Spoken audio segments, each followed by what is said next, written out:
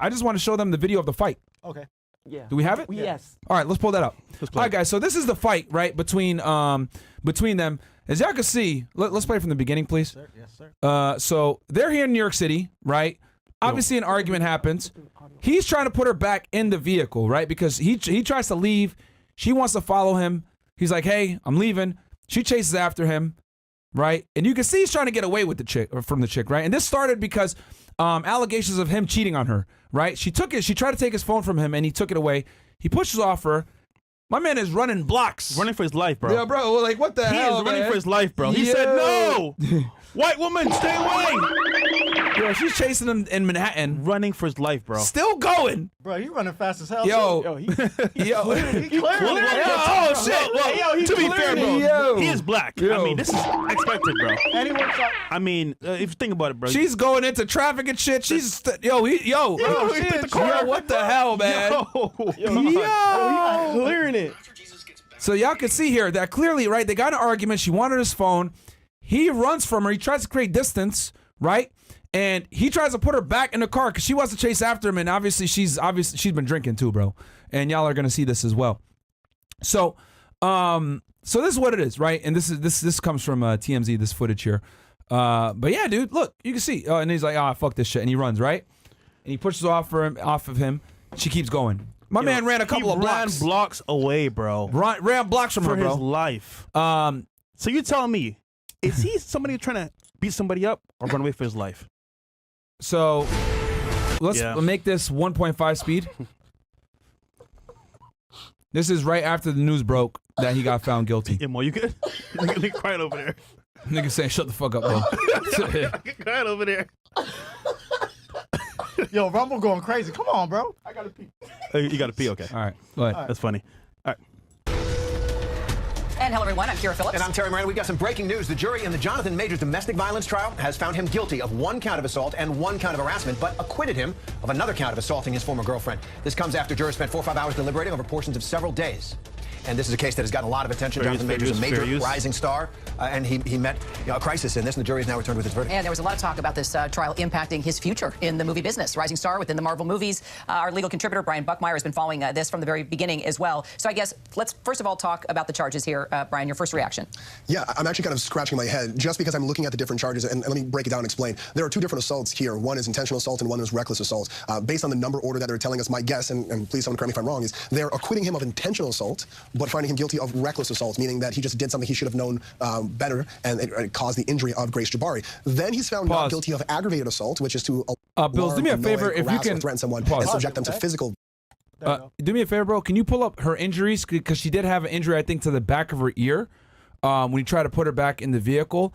Because he lifted her up, and I think she hit the back of her head or like her ear in the vehicle. And also, just so y'all know, she's very fair-skinned, so she's going to bruise easily, right? And that obviously doesn't look good for him whenever a girl has any type of bruising, even if it wasn't like that serious. And people, because that's one of the biggest things when they look at domestic violence is, oh, do you have any bruising or anything else like that? Which you don't even have to touch someone like that. Some people are very bruised easily, and you could literally touch them and they'll just have a mark, and then bam, now that's evidence against you. White girls. Yeah. They bruise easily. And she's pale. Yeah. So, I mean, it is what it is. She could even make it up.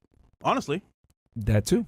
Hit herself. Yeah, hit herself and do it. He did this to me because the cops came hours after the fact, right? So after he ran away from her, guys, she went to the bars, right, with some random people that met her, and she drank, and then she ended up at his apartment, and she was like in the closet, lying down and shit, drunk as hell. So he called 911, and he got arrested, bro. Wow. Yep. She basically went into his New York apartment, or sorry, hotel, excuse me, because I think they were visiting. After the altercation happened, he ran away from her. She went to a bar, was drinking, etc. Then, after the fact, she ended up at his hotel and she was in the closet. He obviously scared. He's like, what the hell? He calls the police, right? And he ends up going to jail that night. Imagine you're calling law enforcement to protect yourself and they protect somebody else that's harming you. That's crazy, bro. Wild, right? Let's go ahead and continue on. America, bro. Wow. violence, but he's not guilty of that, but he is guilty of alarming and annoying Grace Jabari. To me, this sounds like we call it a King Solomon decision. It's like they literally just split the baby and said half and half, but some of the convictions and some of the acquittals don't really make sense when you put them all together. Well, Brian, let me try to make a little sense. I wonder, I don't know the exact fact pattern since I wasn't in the courtroom, but couldn't you say that in the fury of what is a domestic dispute, he was reckless in his handling, in his physical handling of Jabari, and that was the reckless assault, and the harassment is he lost his temper rather than consciously went after her. Does that make sense? No, because it would make sense for the reckless and then the aggravated harassment, because the aggravated harassment is harassing someone through physical violence. So why find him guilty of assaulting recklessly, but not guilty of harassing someone through physical force? Thank you. That's the part that I'm thinking someone just kind of said, Common you know what, we sense. find him guilty for Oh, two. bam, but not there's guilty the for these injury two. right there. It could Back work. of her ear. And then so her we gotta talk to the finger. jury, I guess. Yeah. Let's talk about the evidence because there was clearly Those clashing are the narratives photos they from used. both sides. We had video, audio, text, photos. Do we have that video? Okay, this is some of the photos that we had here of the bruises and the cuts. This is the video that I'm talking about. I mean, this was probably one of the most powerful pieces of the evidence that they played in court, Brian. Absolutely. And I was in court watching some of this video being played to the jury, and I think it was difficult for both the prosecution and the defense to really articulate this video in a way that really moved the jury. And I think ultimately, the jury kind of took this case into their own hands. We saw that from the jury notes, saying we want all of the evidence, pretty much video, testimony, 911 calls, and they decided for themselves. For me, is this Jonathan Majors assaulting his then girlfriend, then running away, or is this him trying to stop her from stealing, or I guess re-stealing his cell phone and getting away from her? The juxtaposition of how this was presented to the jury, I think, is what caused the deliberation to take so long. And there's a state of mind, obviously, that the prosecution would have to prove, right? So those are the photos that they admitted into evidence, right? And this is really bad, man, because like I said before, this puts him in a light as an abuser, even though, and I want to let you guys know this as well, there's a law in New York where you have the right, okay, to defend yourself if your personal property is being stolen, right? For all intents and purposes, her taking his phone from him is a crime, or trying to get his phone from him. And he has the ability, right, to defend himself and protect his property, which means using physical,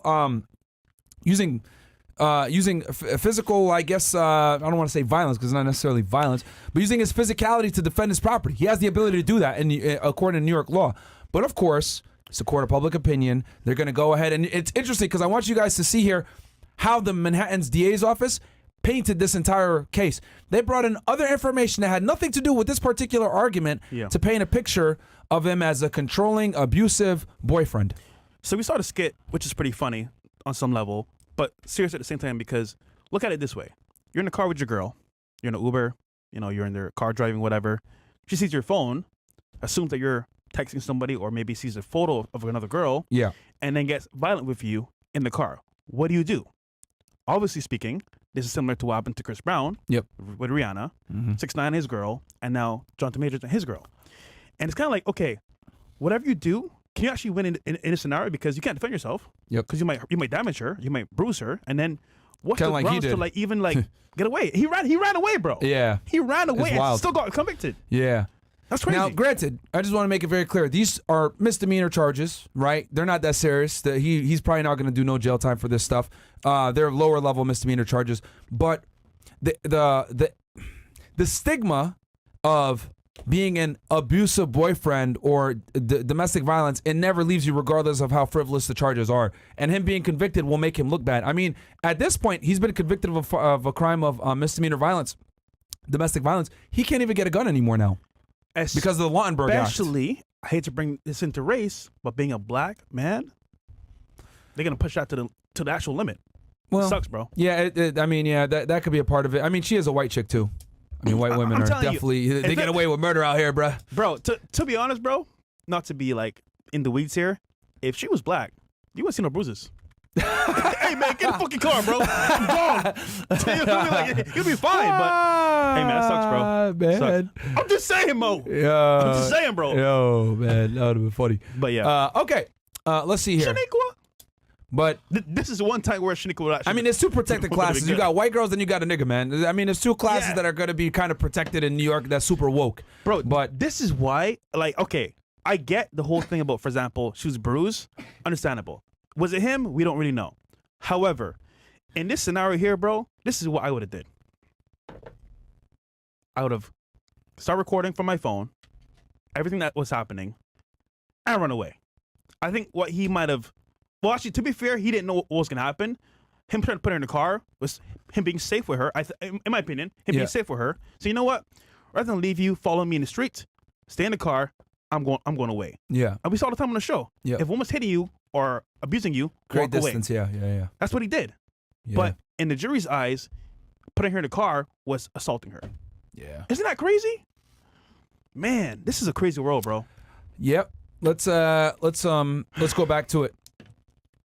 So it's wild, bro. Yeah, but no, he definitely lost his Second Amendment rights now too, guys, because the Lauenberg Act, if you are convicted of a crime of domestic violence, yeah. And he lost brand deals too. Yep. Man, New York City's trash, bro.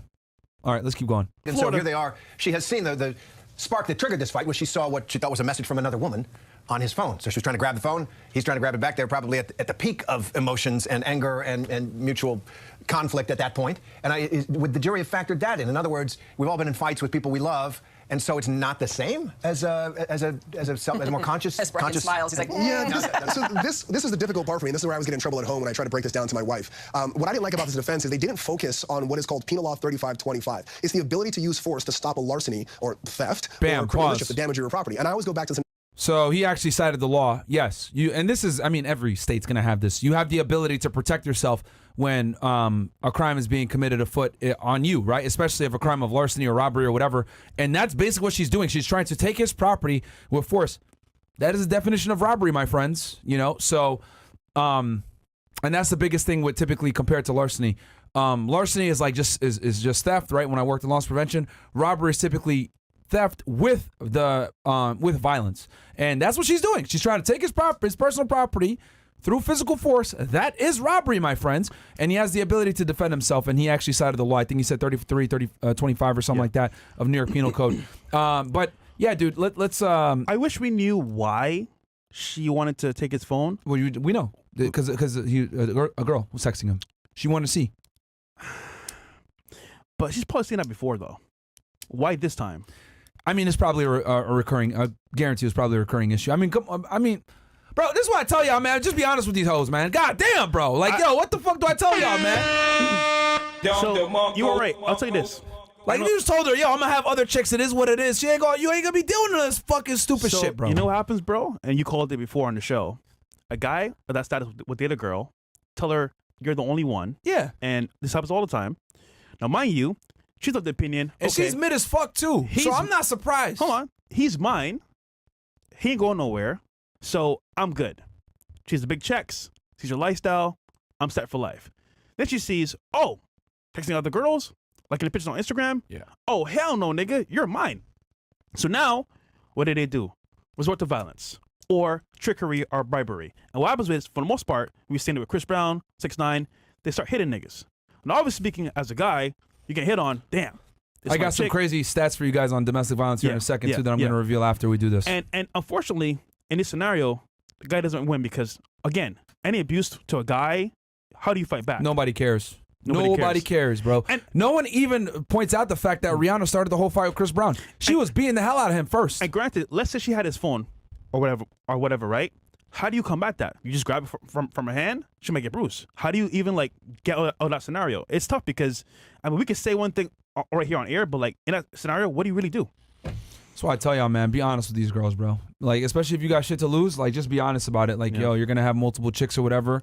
You avoid these headaches, right? Like, you sell the dream, that's fine. But when you sell that dream and the girl feels as though that dream might be taken away from them, they're going to do crazy shit like this, chase you down 5 blocks and try to start a fight with you and all this other shit. Like, crazy, bro. Crazy.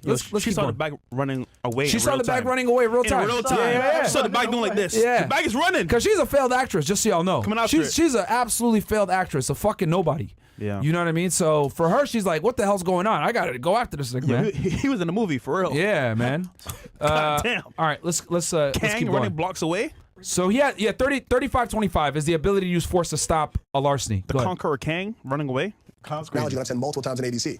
And I'll use Kira, use an example. If Kira's walking down the street and someone takes her purse, the law says you're allowed to use force to take your property back. The law doesn't say, well, your girlfriend's allowed to take your cell phone because she's allowed to check for infidelity. The law doesn't say, well, my wife's allowed, or I'm allowed to take my wife's property because I need to check it for this or that. No, to me, this broke down to Grace Jabari stealing property and Jonathan Majors using force. Now, the question is appropriate force to take back his property? But that seemed to be an argument that was missed completely in this trial. I'm not sure quite why. For the most part, they really focused on, can you believe that these injuries actually occurred in that? I'll tell you guys why. And he also didn't take the stand, which is very important. You guys want to know why? His defense had two issues. Number one, they had to defend him, right? In a court of public appeal in Manhattan, one of the most liberal jurisdictions that you can ever have, that's super pro-female, right? And they obviously had a hard-on for Jonathan Majors because they're going to get clout off of this. They want to make a stance against domestic violence, etc.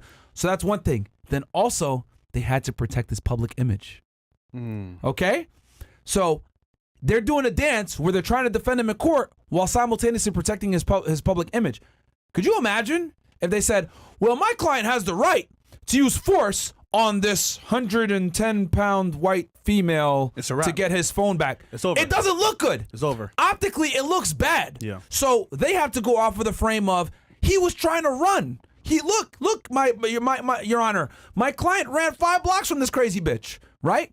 But that's not enough because there's no context as to why he was running and why he did what he did when he put her back in the car and why the physicality was used. But they didn't want to do that because, again, he's a Hollywood actor, A-list actor. They don't want to put him out as a perpetrator of violence, even if he's in the right to do so, by the way, because his phone was being stolen.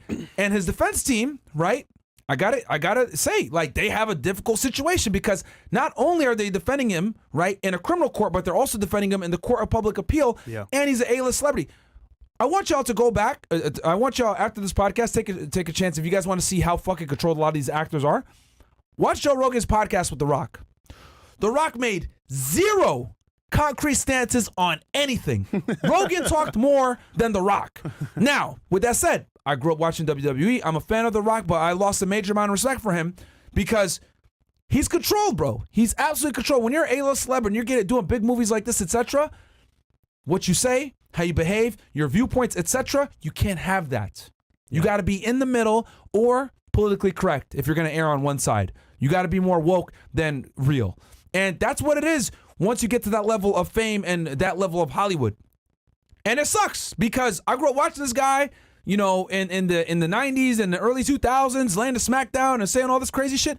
He ain't like that no more. He can't. Hollywood controls you once you reach a certain level. And Jonathan Majors obviously is at that level now. Obviously he's at the beginning of it, but his legal team had a very difficult task. They can't sit there and say, well, my client has the right as a 220-pound plus African-American man who's in great shape, by the way. Watch him in Creed 3. Fucking huge, right? To use force against this 100-pound fucking woman. No, bro, it looks bad optically. Could we argue that he was concerned about her safety by putting her in the car? Could we argue that? They don't like how he did it. See, it's not what he did. It's how he did it. It's how he did it. How? Yeah.